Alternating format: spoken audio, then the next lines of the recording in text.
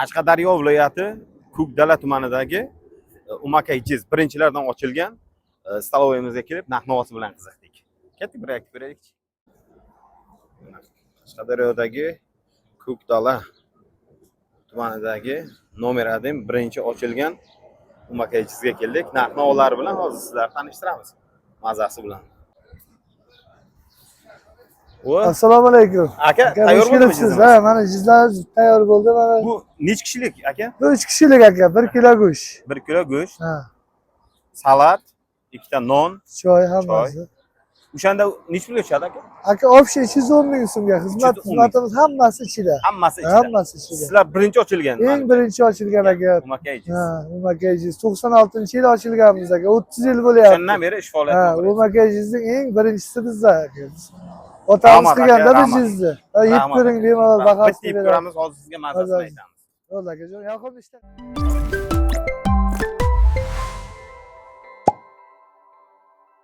Biz hozir Umakay Jizni birinchi asoschilari Alisher akamiz bilan suhbatlashamiz. Alisher aka, nechinchi yil ochilgan bu? Bu choyxona 96-yil ochilgan. Bu choyxonani men otam bilan birgalikda ochganman. Otam xudo rahmati Kilder buva mana shu Umakay Jizni ixtiro qilgan. Birinchi Umakay Jiz. Birinchi Umakay Jiz. Umakay Jizning asli kelib chiqish sanosi bu oldin kartishkalik go'sht bo'laydi. Kartishkalik go'sht. Bu biza qizilcha qilaydik. Qizilchani ozgina dimlab qo'ygandan keyin mana shu Umakay Jiz dunyoga kelgan. 96 ga kirib o'ldi. 2019-yilda Ashir buvam ichara ana shu odam bizlar mana Jomni bozoriga 30 ta qo'yib chiqdik-da qo'zi. Keyin shu qo'zilarni otamga aytdi, buni dedi sotma dedi, buni olib borib jizqa dedi. Otam aytdi, buvam becharaga bu dedi jizqisa dedi ezilib ketadi. Biz sut qo'zini go'shti dedi ezilib ketadi deb aytdi-da. Keyin yo'q dedi, buni dedi bir jizqa ko'r dedi, buni yegan odam dedi Hakkadilladan bize keladi dedi. Shunday qilib mana jizni qarang, jiz dunyoga keldi. Mana qovrilgan holatdagi go'sht, mana dimlaganingizdan keyin mana shu yumshoq bo'ldi mana. Mana yumshoqligini ko'ryapsiz mana. Ana shunday qilib jiz dunyoga keldi. Ana endi 50 ga, 60 ga kirgan ayollar, momalar ham shunday keladi, so'raydi, "Bolam, men xil ovqat qilganman. Quyruqlar oppoq turibdi. Bu qanday bo'ladi?" deb so'raydi-da. Buni butun dunyoga nomini taratgan odam, xudo rahmati, asoschisi mening otam. Biza Kilder buva. Kilder buva. Birinchi choyxona mana shu eski choyxona mana shu yer bo'lgan. 96-yil hech qanday choyxona bo'lmagan. Bu paytda buni jizlarni maydagina bo'lardi bu yerlar. Ha, jizlarni hech kim tasavvur ham qilmaganda. Hozirgidek qizilcha bo'lgan, lekin jiz bo'lmagan.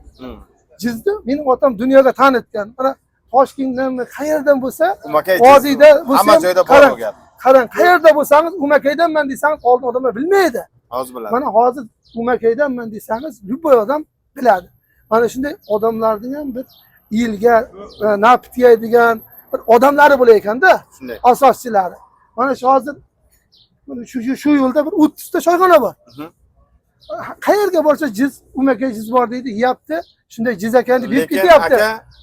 Umakay Jizni bizlar yaratganmiz degan gaplar ham bo'ldi-da. Shunday. Men lekin ba'zi topdim hozir egasini, asoschisini. Shunday, rahmat. Bundayda bitta gapiraydi to'g'ri. Buni shu Umakay. O'p gapiring. Umakay Jizni degan nimada, bitta nimada men 92-yil zavuch bo'lganman, maktabga yosh edim. 93-94-yillar o'zi kichkinagina bu qirildi. Shundan keyin bu kattardi jiz Umakay Jizi deb nima qilingan. Qishlog'imiz Umakayda. Shuni Umakay Jiz bo'lib ketdi-da endi. Hozir Umakaydanman desangiz, desa jizdanmi deydi odamlar. Misol menga u tog'am bo'ladi, bu men tog'amning o'g'li. Shu bo'yningda bitpasayib kelma, ishda direktor bo'laydik-da, ikkita qillan ko'tardik, ishing bo'lmasa men bor deydi-da. Otam mehnatkash odam bo'lganda, otam mana shu mehnat qilgan, mehnat orqasidan, mehnatning orqasidan mana shu darajaga erishgan. Hozir choyxona ko'p, любой choyxonaga borsangiz Umakay Jiz deydi. Lekin osmon bilan yercha farqi bor. Bu yoqda yeymiz, bu yoqda yeymiz. Shu hozir qarang kim qancha yilga rizq yaptı. Mana shu jiz bor-ku. Misol uchun anaqa choyxonaga borsangiz ham jizni yeb ketyapsiz. Shu mening otamning shu jizni ixtiro qilgani sabab mana shu kim qancha yil manfaatdor bo'lyapti. Shu yil foydalanyapti. Endi mening otam bir savob talab, bir yaxshi odam bo'lgan. Ana bizlarda bir ikkita fermerimiz bor. Odamlarga shunday zamonlarda otam bechora un tarqataydi, bug'doy beraydi. Shu zamonlarda. Aka bitta savolim bor-da. Ha. Hozirgi vaqtda go'shtni qayerdan olasizlar? Biz o'zimizning chorvamiz bor. Aha, o'zingiz yetishtirasiz. Mingta qo'yim bor. Aha. Mana hozir endi o'zimizning qo'zilar so'yilyapti. Keyin bu so'yilib tugagandan keyin o'zi sentyabrdan keyin odamlar bog'adi. Boqqani bozorga chiqadi, keyin bozordan olib so'yamiz. Demak, go'sht ham o'zlaringiz O'sha yetishtirasiz. o'zimizdan chiqadi. Ha, ikkita fermer xo'jaligimiz bor, Chorvachilik chorvachiligimiz bor. Shu jizni asoschisi otam bu ichara bo'lganda, mana shu qarang kim qancha yilga rizq qo'yapti. Gilamni o'sha otangizdan Filder qilgan ekan. bo'lganda, ha. Demak, go'sht ham o'zlaringizdan yetishtirib chiqariladi, Shunday, hammani shunday oshxonamizga mehnat qilamiz aka. oshxonamizga taklif qilasizda bo'ladi. Hammani oshxonamizga taklif qilamiz. Mana shu sizning podpischklaringizdan mana o'zi umakay jiz deganda shu eski jiz xayoliga keladi. Nima odamni.